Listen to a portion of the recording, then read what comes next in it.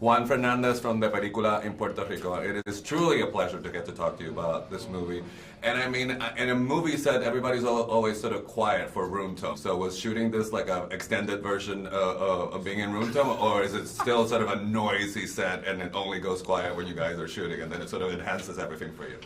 Absolutely. Yeah. It was definitely chaotic, and then we would start filming and everybody would be quiet. But you realize how noisy even those moments are in a film, in making of the film, because it's very hard for a film crew to, I mean, there's work to be done when the cameras are rolling. So for us, it was about navigating that. What sounds are we reacting in that are in the scene, and what sounds are we ignoring that are being made by the crew, right? Yeah. All right, so I think the way we meet your character is sort of, I don't want to spoil it, but it's such a wonderful moment precisely because we know so much about him, but what he does behavior before we get that little bit of exposition. So what's an interesting acting exercise that you get to define who he is just by the vulnerability of what he's doing, and then that connects us to the audience. I wonder if you thought about that. Oh, thank you for saying that. It was something that myself and Michael thought about. We wanted him to be a pretty relatable character in the fact that he's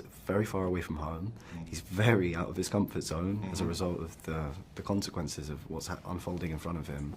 And it was important and it's not even specific to Eric, it's with Sam as well, for us to be able to communicate with the audience with very little words.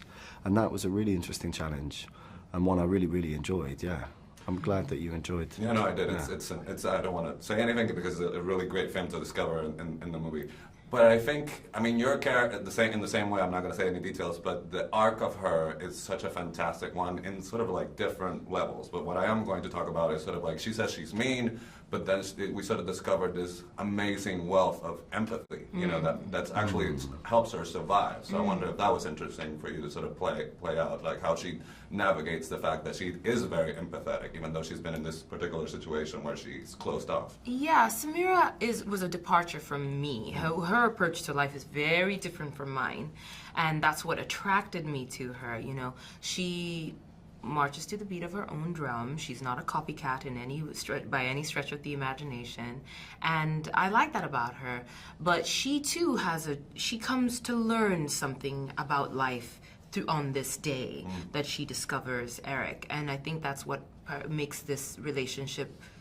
It made it special because they have no real connection to each other except for this disaster that has brought them together. And they have a lot to learn from each other, despite their very different goals on this day. Yeah, and for Samira, it's recognizing that she has more heart than she gives herself credit for.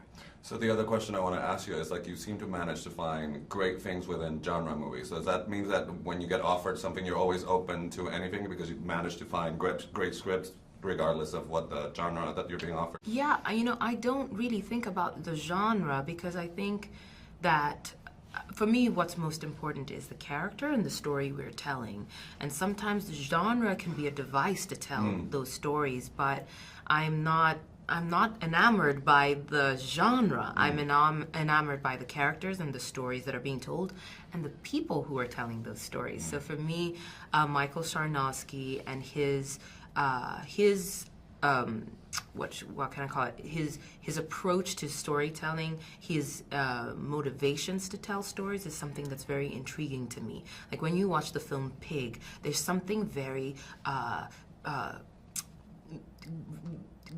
Visceral? Yeah, visceral and even violent about it, but there's also a tenderness to it, and that sort of like tension between those two feelings, I think, is what makes it so compelling, and he brings that to this movie. This movie is big, and there's big scares, and there's creatures coming after you, but then at the center, at the heart of it, are these two human beings just trying to navigate life together, and there's a tenderness to that is. Yeah, that's what makes it special. My time is up, but you guys made it. You and the cat made it really, really special. All right, so it's been a pleasure talking to you. You guys have a great day. Thank you.